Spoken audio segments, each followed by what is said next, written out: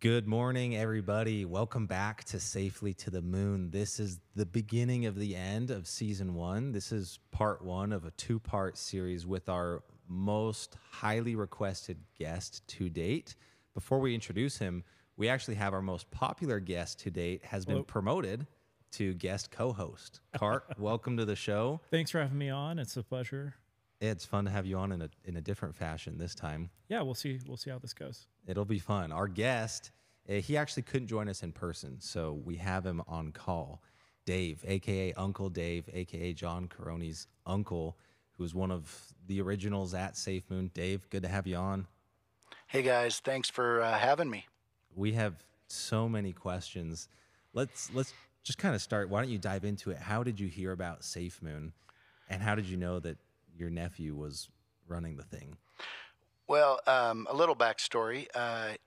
After he got out of the military, the Utah National Guard, he started a video game company called Tano. And I think he was working with Thomas and Ragnar. I think they were on his team. They were trying to build a game called Goat Racing Simulator. And I think they were playing on the Goat Simulator game that was popular at the time. And they were having an issue. They couldn't make the goat sit properly on the go-kart.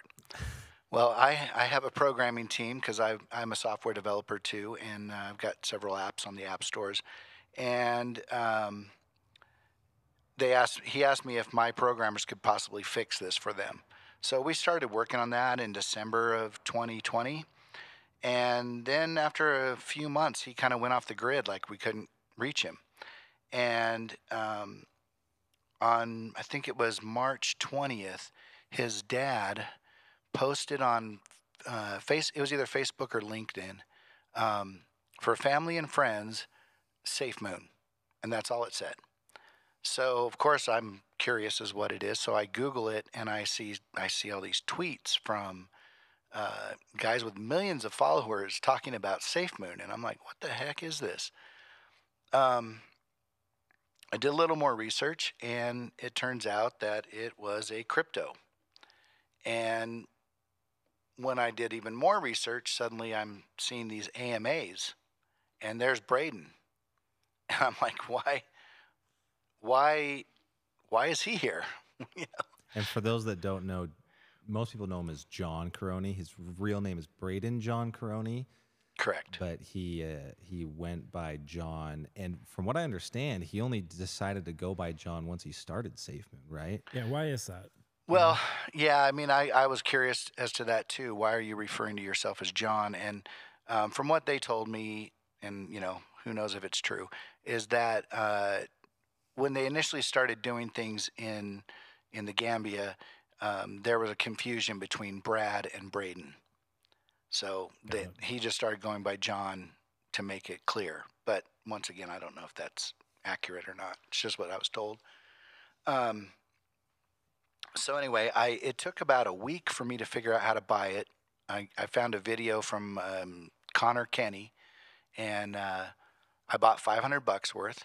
Didn't say anything to him. I just bought it. And it blew up. And, it just going crazy. And I was watching the AMAs, but I wasn't really saying anything to him, letting him do his thing. And I think it was one of the AMAs. There was something that, like, he was trying to use a green screen or something. It was really bad. And I just said, look, bud, you're a $1 billion company. So, on paper, you got to up your game. And I've always had an interest in streaming, and I've been in film production since the 90s. So I sent him a gear list and said, look, quit using these webcams on your laptops and headsets for gaming, and get professional, get real. And so they never really did that while they were in the States. But we would have regular conversations, and I think it was around the 1st of May, he asked me, they had announced they were going to make the wallet. And he asked me if my programmers could do it. So I said, well, when do you need to have it done by? And he said, by the end of the month. And I was like, yeah, that isn't really going to happen, but, we can try. And I said, you don't have people? Because, I kept saying all these, we have a wizard and we have Hank and we have all these guys that are really good. He says, well, my internal team is working on other things. Interesting. Yeah. So we started it. He told me that he wanted just to fork Trust Wallet. Because and I told him the timeline wasn't going to work. And that was a big point of discussion around the community. There was a lot of accusations. Hey, SafeMoon just copied Trust Wallet to create their app, and SafeMoon always said no, we didn't. So right. Knowing that he specifically requested a fork of Trust Wallet, it's telling. Yeah, it was open sourced, right? So anybody can grab it, and so that's what we did. We started with that. We had Ben's guy, Ben Phillips. He was doing all their little Envato videos, the things that are happening next. And so the problem with the screens that he was sending us was there was no documentation to go along with it. And we were just trying to figure out what his mindset was and what his plans were, because there was things in there that just didn't make any sense and wasn't explained, and I don't even know if he could explain it.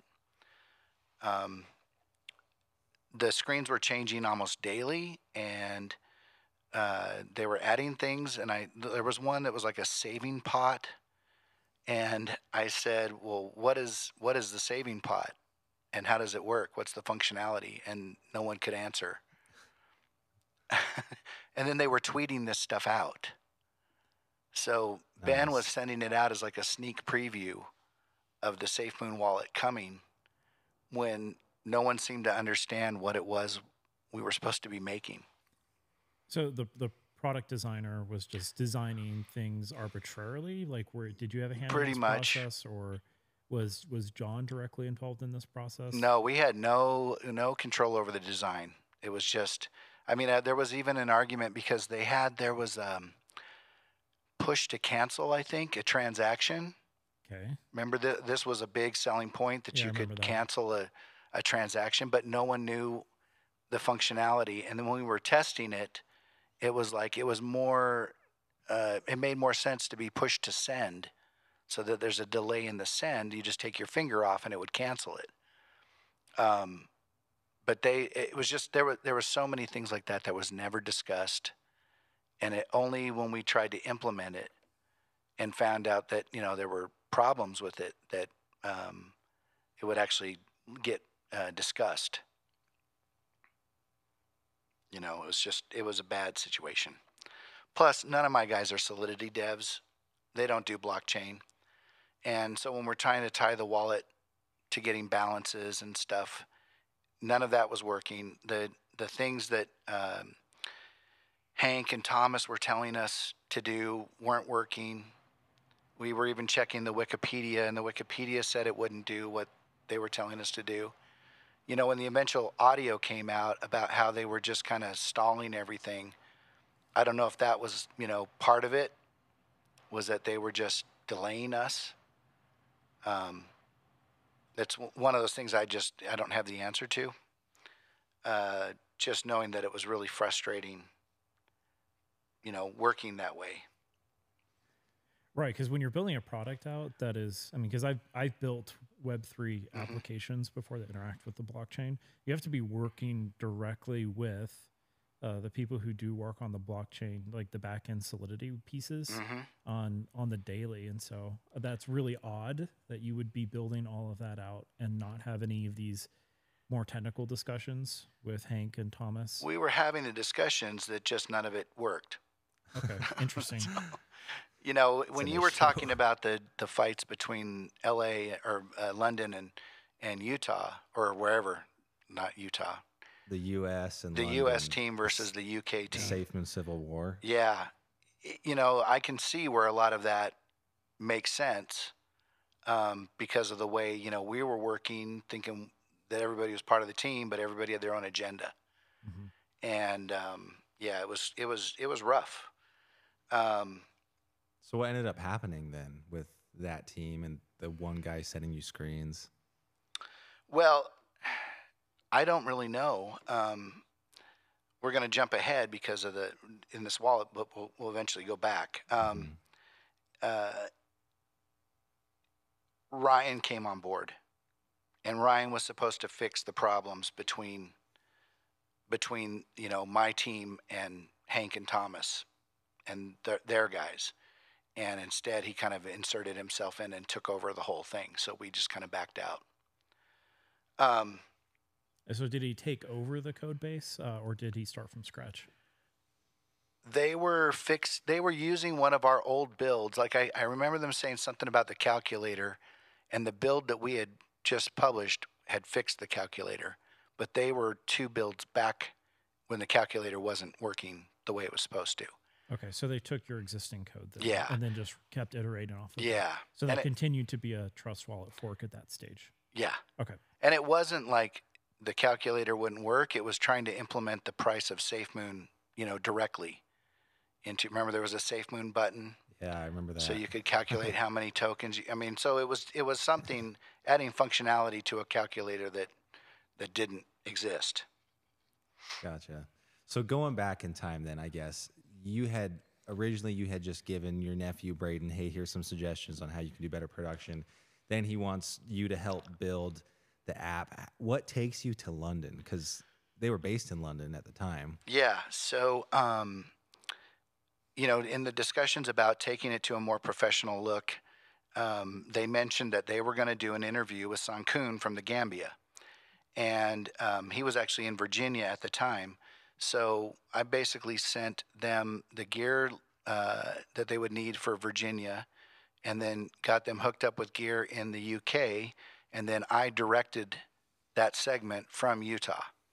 And Charles had been there by now, and he called me after we did it and said, that went so smooth, Braden wants you to come to London and get this stuff handled. Because if you remember those Twitch AMAs, he had, when I told him to get more, better gear to use for their connection with Twitch, he just went and hired somebody. But the team that he hired were qualified, and they had nice equipment. The problem is they were streaming from hotel Wi-Fi. So, we're in this 5-star hotel. They're in a 5-star hotel. Has all these conference rooms that are hardwired, and they're using a suite upstairs with the Wi-Fi, coming down the hallway.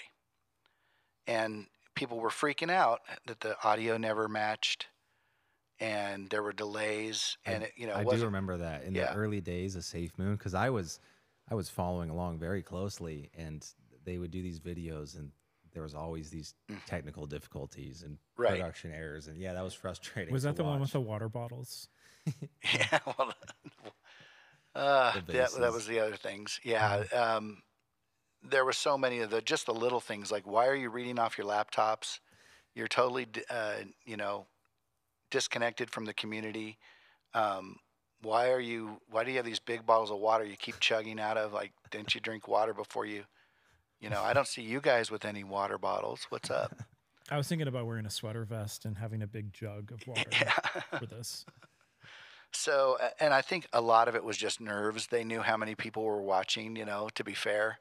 There was a lot of people watching, and none of them had any kind of media training. So I'm sure, even though the people in the room, there's only like 4 other people in the room, they probably knew where it was going out.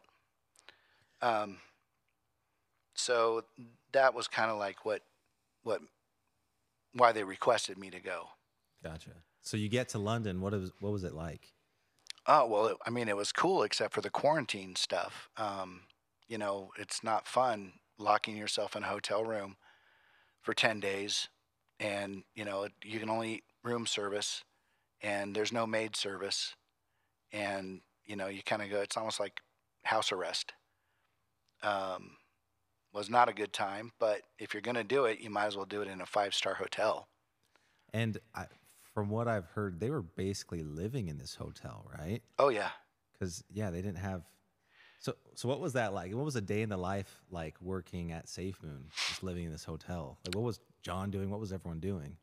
Well, I mean, the thing is everybody was in their own room, and there was no place for us to congregate together unless we were going to meetings or something. And so it would mostly be in the restaurant, either at breakfast or lunch, and it was usually just lunch because I don't know when those guys woke up.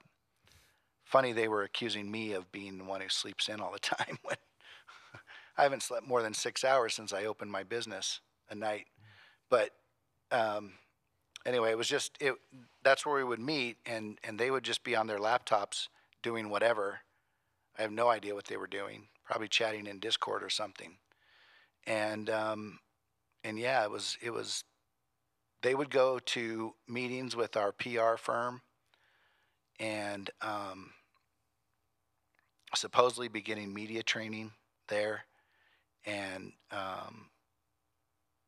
but otherwise they were shopping. And what do you mean shopping? well, Louis Vuitton doesn't sell itself. And they had what was it? One time Jack asked me to get something out of his room for him while he was all mic'd up, and so I ran down, and he literally had a wall of shopping bags, like Essentials, Louis Vuitton, Tiffany. I mean, it was amazing. And yeah, they were having a good time. Did you ask them about the business, like revenue, income? Yeah. When I first flew there, I remember Hayden talking about Topgolf, how he had to put everything on his credit card because there were no company credit cards. Mm-hmm. Well, that was the same situation in London. And so I had paid for my flight on my credit card. And then when I got there, it was like, well, how are we getting reimbursed for these charges? And that's when they told me that they had lost $30 million. What? 30 million? I haven't heard that number. 30? Yeah, I don't think anybody did, although it's in court docs if you dig. When was this? This was, let's see. You're not talking about the Bitmart. I landed I landed on May 20th, so it would have been 2021. May 20 or 21st. $30 million?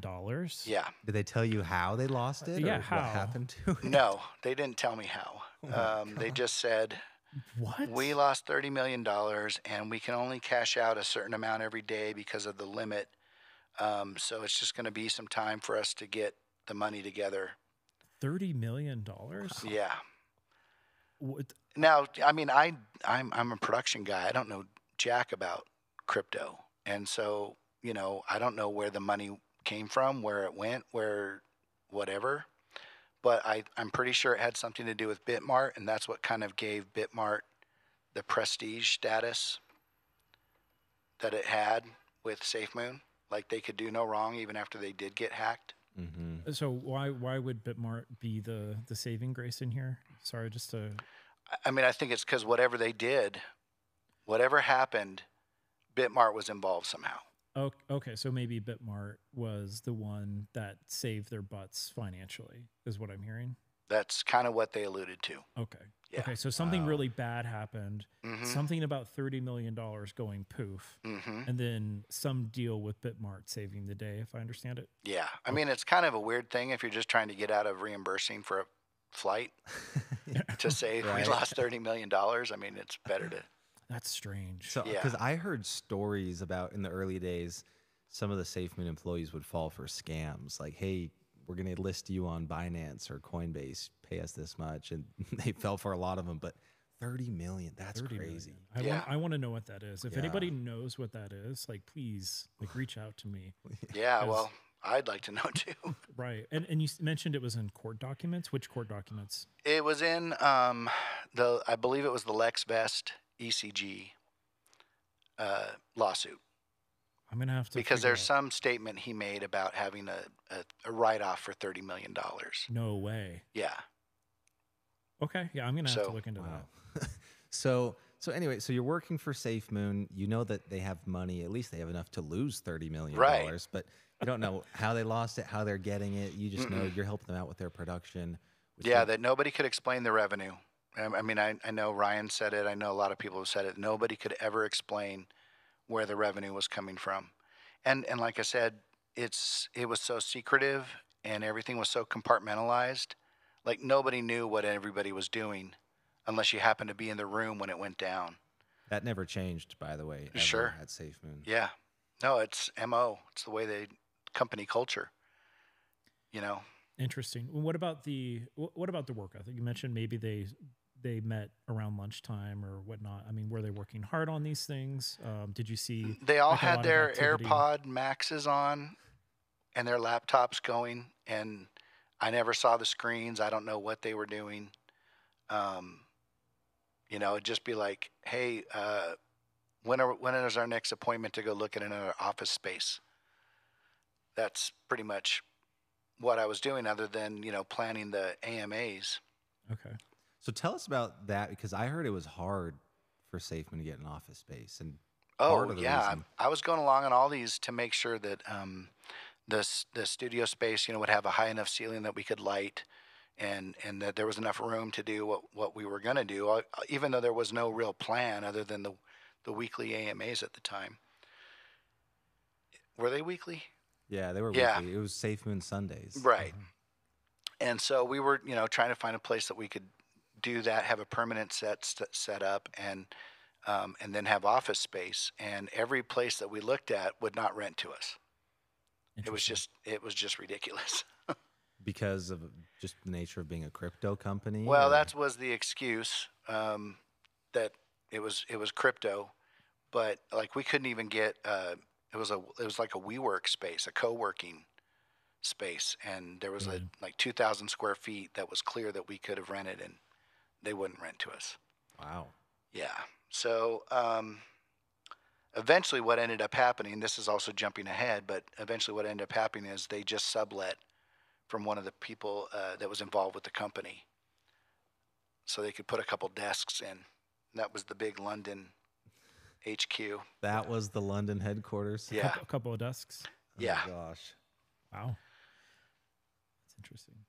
Wow. So let's talk again about the app then. So because you were still kind of, while you were in London, that was before things turned over to Ryan, right? So you were still helping build the wallet. Mm-hmm. And can you walk us through that timeline? Because I remember they had an official launch date, and if I remember correctly, it was even on a billboard, and then they missed it. Yeah. Well, that's a big one. This was after we went to the Gambia. So let's just talk about the Gambia first. Yeah, let's do that.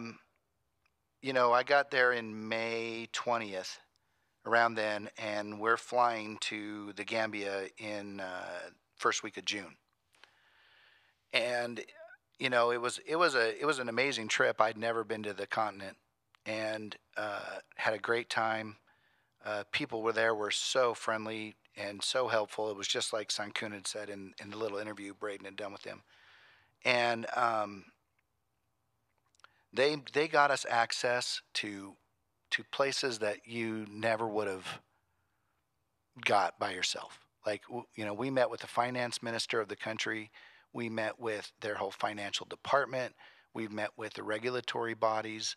We met with the state-run cell service.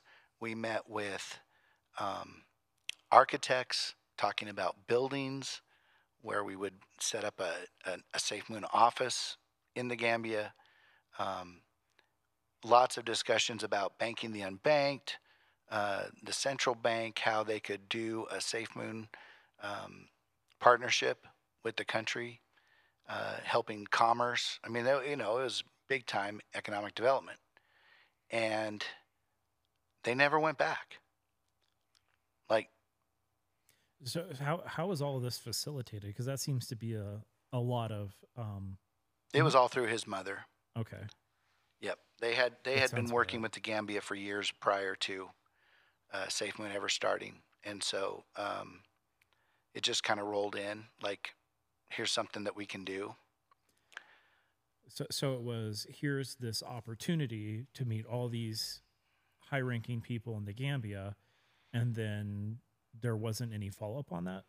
Correct. Wow. Like, Which is crazy because SafeMoon shilled that so hard. Like Yeah. the Gambia was a huge piece of marketing and what they were going to do there, which was kind of this nebulous, we're just going to, yeah, and there do was nobody stuff. there. Wow. Well, and that was very exciting for me too. Like when I was hearing whisperings from Ragnar about how, SafeMoon might be the next big currency where Gambia utilizes it as part of their infrastructure. I mean, that was very, very exciting to hear those rumors.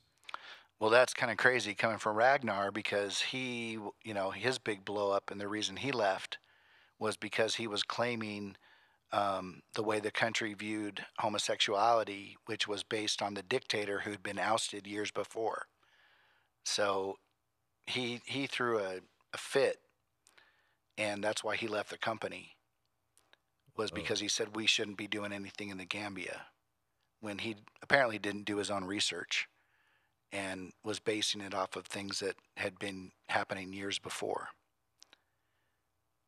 Wow. And they even tried, I think Thomas tried to straighten him out, and he wasn't having it. But still no one went back?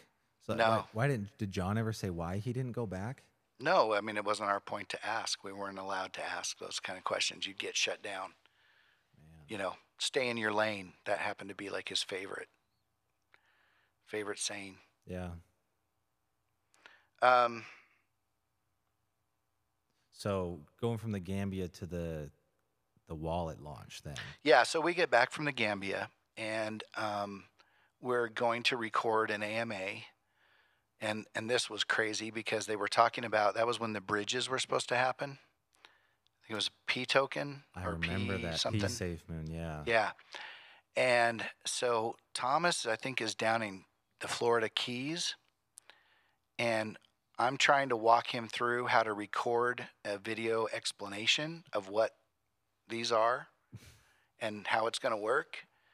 And it was like pushing an elephant through a garden hose. I could not get him to make any sense.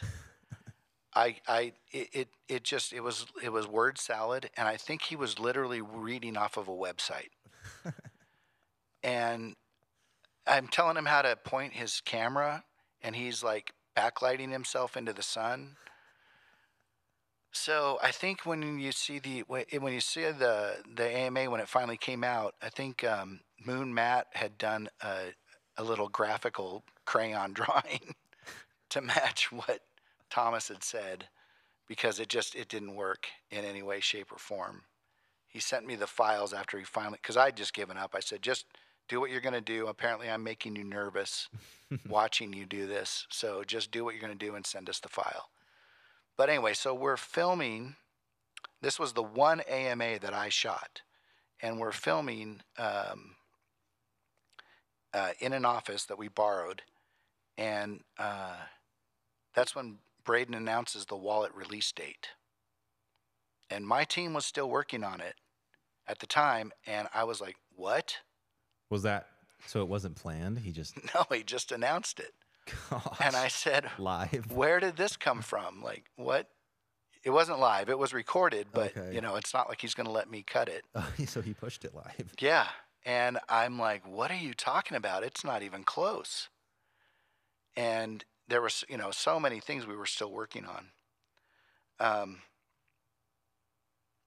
That was June 26th, right? So at the time, I'd been, I'm in charge of content, and I'd seen Ryan, the Fud Hound, and he'd been making some good videos that were responses to, I didn't understand what he was saying, but it sounded good. And so I thought, hey, maybe we can bring him on to help create some content while we're still trying to get the studio set up. And so Braden gets on a conversation with him, and then the next thing we hear is he has this really cool thing that I'm buying from him, and then now he's going to become lead on the products. And no, it was never discussed. It was just he made the decision and did it, and we all have to figure out how to make it happen. I didn't know that he bought it from Ryan. I thought that Ryan was hired because of his idea. No, he bought him. Wow. He bought it. That was SafeMoon Connect. Yeah, Yeah. SafeMoon Connect. It was supposed to be like a crypto Venmo, Uh-huh. but it never came out. It was supposed to be done, when... Yeah, that's what by we the were time told. Ryan It was left, yeah. basically That's what I would done when he assume. bought it. Yeah, Yeah. if he would buy it, it should have been done. Or close to being done, yeah. So we had a meeting. I had a 2-hour-long phone conversation with him when he was in Thailand, and I explained all the issues we were having. Here's a prime example. We were burning through all of our API calls for CoinMarketCap, and we needed to upgrade our account. And I think Hank needed like $14 worth of ETH to do it. And I couldn't get it from Braden because he was too busy test driving a $200,000 Porsche. So we're having conversations of why can't we get our balances on these test apps that we're running, and it's So when I pushed him when he got off his test drive, he got really angry that I was inserting myself into the workflow here, asking for money so we could actually get API calls. Because he thought that Ryan should be handling that now? Well, no, Ryan wasn't there. This okay. This is part of the reason Ryan came on board. Okay. Question on that. Why would you be inserting yourself into the process if you were the one that was had a development team that was building out the app? Exactly. I don't understand that. Yeah, exactly. Okay. But I hope the test drive was fun. Because I had it communicated to me by John that it was Hank and Thomas that was working on the app, not your development team. No, they were supposed to be. Were they managing? Who was actually managing that process?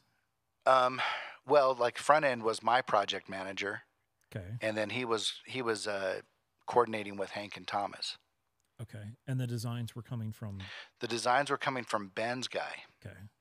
And then they fired him, brought in a new guy who kind of talked about the problems that we were having. Like there's no documentation for any of these screens and the design, there's no flow, there's no nothing. And then they fired him. Okay. And then brought Ben's guys back. What? So the guy that wasn't doing anything gets fired. They bring in a guy who's asking good questions. Who then gets fired? Who then gets fired and replaced with the first guy who didn't ask any questions. Gosh. Just did what he was supposed to do. And then you have the UK side working partially on certain things, and then you have the US side, but they're not really even communicating because it seems like Hank and Thomas were in their own little world, while your development team was building out all the front end pieces independent of connecting it to the back end, right? Yeah. Okay. Jeez. Wow. Yeah, it wasn't the ideal situation. And then, because they were all pissed off at him and everybody hated each other, we don't know how much they were taking it out on us. Interesting. Because, they claimed that the guys weren't available to do the wallet. They were doing other things. So my biggest question is, John throws out this date in the AMA that gets published. At what point, and you tell him it's a bad idea, at what point does the company decide to put that date on a digital billboard in Piccadilly Square? Yeah, that was all part of the deal, I think. I'm not sure if they made that deal before. Like, they knew it was going to go live on the Piccadilly Circus before. I don't really, we weren't involved in those conversations. They cut us out. It was like you'd be given marching orders with no explanation about why you're marching where you're going to. And we all just tried to make it happen. Interesting. Yeah, so that was just really bad. Wow. So the production of the app gets handed over to Ryan and his team. Yeah, so I had this 2-hour-long conversation with him. I explained the situation, why we're having problems getting the back end stuff, and he pretty much used all that information to just ramrod and take over everything. And because because his team started. I think at one point Braden was saying it was brilliant because my guys could be working at one time period, and then when they're sleeping, Ryan's team could be working, but we weren't working on even the same builds. So once they started messing with our code, even though it was an old build, I pulled the team out. And I think it was like 2 weeks later, Braden said something about my team, and I'm like, dude, we're not doing anything more. You turned it over to Ryan. It's all his now. And he was kind of shocked. He's like, what? So even Ryan wasn't talking to him, apparently. Interesting. Wow. Yeah, there's just no communication. I mean, it was the worst. So when the date was inevitably missed, that was a huge event for the community. Well, yeah, the minute it went live on the digital screens, with the guys are down there taking photos. We were taking pictures of them in front of the screen. Here it's going to launch. I knew it wasn't going to launch. Did anyone else, like John was? None of them knew. None of them had ever published an app. I know how long it takes to get your first build approved on the App Store. It's not quick. They submitted it the morning it was supposed to go live. Oh, so they just assumed. And I knew it was not going to go. Yeah, I'm like, and I couldn't really say anything, but it was just like, hey, we submitted a build for approval from Apple. I'm like, what? That should have been done a week ago. Yeah, it takes a long time, Yeah. especially dealing with crypto. Yeah, well, finance in the first build. Yeah, it took several months for our app to get approved on the Apple Store. Google was a little faster, but Apple took forever. And I mean, we've skipped over completely the beta testing with the community. That never happened. Oh yeah. So yeah, that was all supposed to be going on, and people were saying, well, I signed an NDA, but I never got the build. And yeah, because they were still trying to finish it. Like it wasn't even close. So what was the backlash like internally? Because Jack quit pretty soon after that missed deadline. But that wasn't the reason. So let's see. On August 28th, the wallet failed to launch, and that's when it hit the fan. Like I had a film crew down at Piccadilly Circus. Like we were gonna shoot, people downloading and holding up the wallet. When I knew it wasn't gonna happen, but you got to play along with these guys because they're all acting like it's gonna happen. And I know that Braden and Jack and Charles, they were up in the hotel room watching the App Store, refreshing, waiting for it to go, and then it didn't happen. And the minute it didn't launch, and people started freaking out, and I'm all in SafeMoon gear down in Piccadilly Circus, and I'm like, I'm getting out of here because I don't know what's going to happen, if there's going to be a riot. I don't know how many, So I told the camera crew, just keep shooting if anything's cool, and I jumped in a cab and got back to the hotel. Jeez. And it wasn't a happy night. Did it seem like incompetence that he didn't know that it was actually going to launch on? Did he legitimately believe it, or was he just more blowing smoke? Just that there was no follow-up. They never did, their due diligence to make sure anything was ever happening. Like, I mean, this is basic stuff, and it just wasn't getting done. So it sounds more like incompetence. Like Yeah, they didn't know what they were mean, doing, and ultimately, the first yes. foray into it. Okay. Yeah, ultimately, yes. So they scrambled. We had a big meeting with the PR team, and crisis intervention. The weird thing was Jack was more pissed that he wasn't going to be able to go to the GQ party. There was a big GQ party in London, and he wasn't going to be able to go now because the potential would be for the press to ask why the wallet didn't launch. And I thought that was very strange. Like, really, that's what you're concerned about? Yeah. So it was a few days later. We were touring a £12 million British pound estate as a potential purchase for Braden. Why? 12 million? 14. Sorry. First one was 14. Then we went down the road to a $12 million one. Budget cuts. Yeah. And 14's too much. Yeah. Wait, just for him to have? Like, Yeah. For him personally. Yeah. my gosh. I didn't know. See, I knew about his $2 million mansion in Utah. 'Cause I've been there, but Yeah, and he had already put a bid in on an offer in on that house. oh. At this. So he was already planning to move to Utah? He at the already time? had a $2 million house, well, on offer in Utah, and was still scouting these houses in London, Hertfordshire to be exact. So this is when everything kind of came to a head with Ben, because it was just ridiculous, the stuff, the way that he was operating, sending out tweets that there was no marketing plan. It was just crazy, you know. He would create an asset and then send it to us and say, okay, approve it. I'm going to tweet it in like 5 minutes. And we're like, we don't even know what what is this saying? What's the point of this? And, you know, I think 50% of the time, Braden said no without even explaining why no, just no. So it was the most strange thing I've ever seen in my life. Just, you know, it's like this content generating machine with no rhyme or reason. And if it looks good, put it out. Or if it builds hype, put it out. So anyway, we're driving back from those estates, and they basically fired Ben. Said, we're done. Do you know why? It was just all the same. You know, it was him complaining about, you know, us not approving things fast enough for him. We were complaining about the spelling. You know, I think a lot of people were. Yeah. The amount of money he was getting was like ridiculous. And do you know how much? Well, I saw an invoice for 180,000 pounds. I don't know.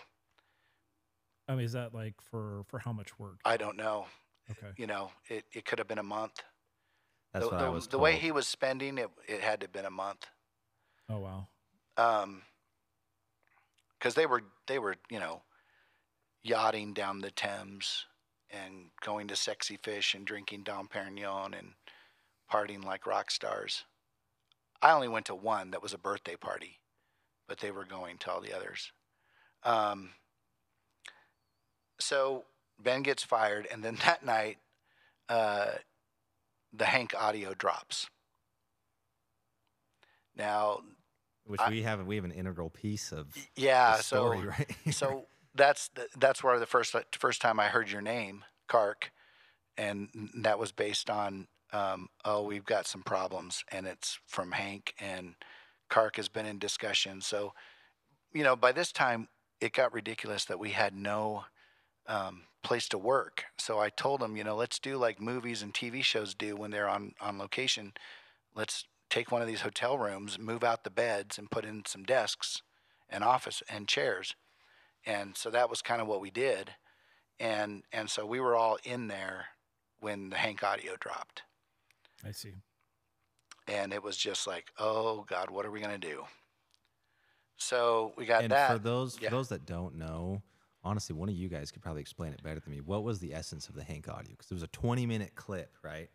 Yeah. So the Hank audio was Hank going into RBTC Discord, which was just another group of ex-SafeMoon moderators that were not happy with John, to say the least, and pitched their project to them. And so it was Hank going in and pitching, basically saying that Piggy is going to make you rich. This next project is going to make you and your families filthy rich, which was their next project, which was not financial advice.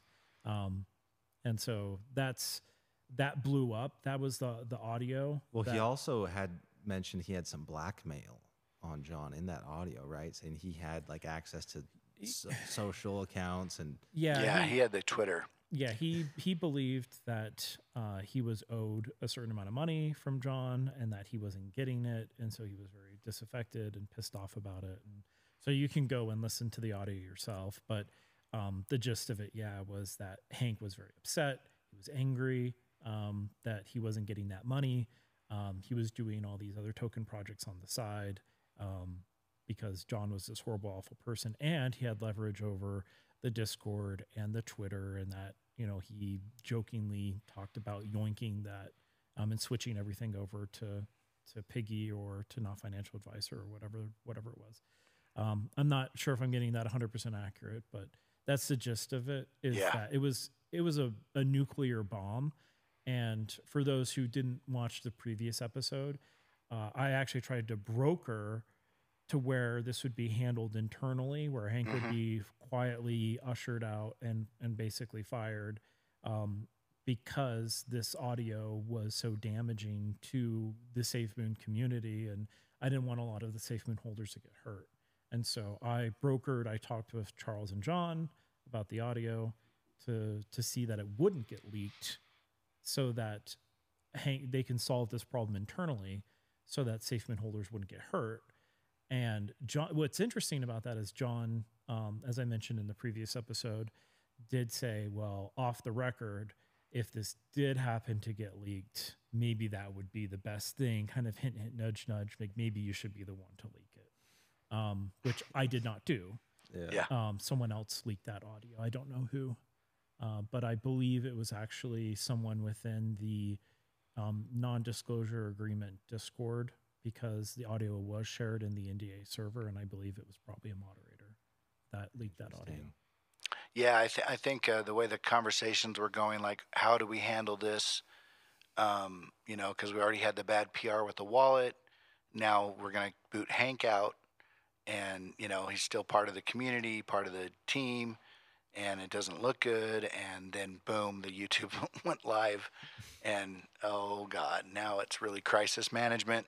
Well, and Thomas allegedly left that morning too, as well, around the same time, and then he got kind of roped back in as a consultant. Yeah, I didn't know that. No, what happened with that was when the Hank audio, when we found out, confirmed what was going on, then the advice that was given, not from me but somebody else in the company, said, you got to boot Thomas and Hank out of Discord right now. And then Charles followed orders and booted him.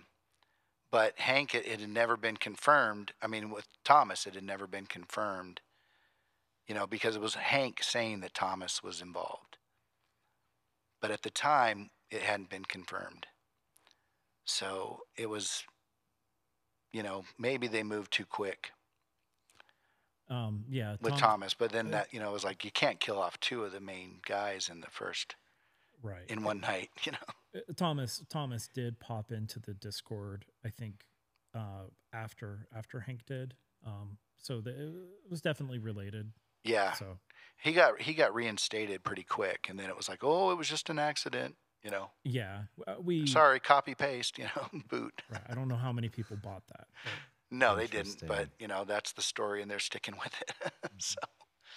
So how there was a lot of things like the DDoS attack on the launch of the wallet. Like, that had nothing to do with why it didn't launch.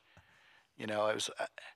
I mean, like I said, every time I tried to give advice, I got shot down. So I just kind of sat there and watched him make a fool out of himself. You guys never saw the apology video. It never went live.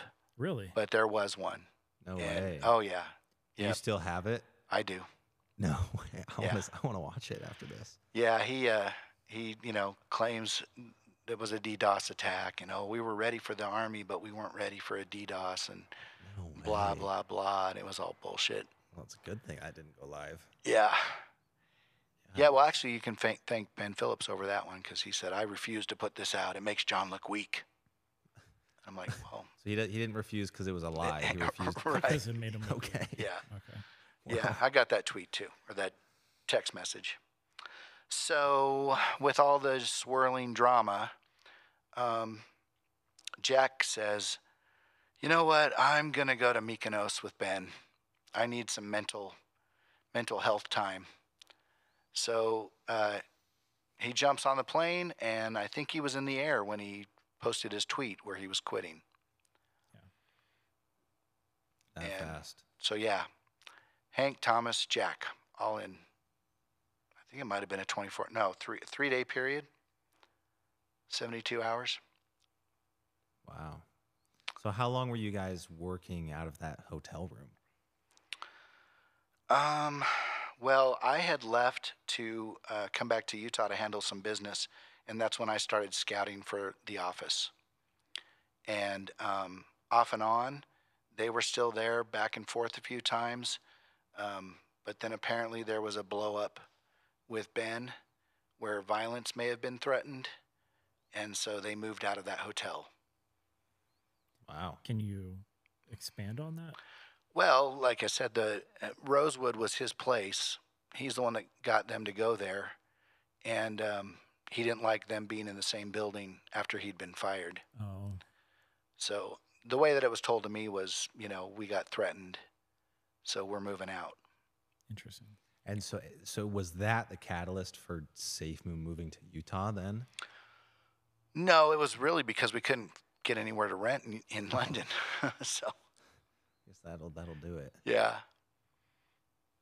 Wow. But, Well, so I think this is probably a good time then to close off part one. Part two, we're going to talk about that. So how did SafeMoon get to Utah? And then things got a lot weirder at that point. And that's kind of, that's when I hopped in, when I joined.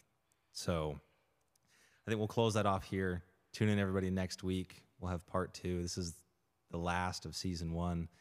Thanks, everyone, for tuning in. As always, any questions, comments, leave them down below. And we'll see you on the next one.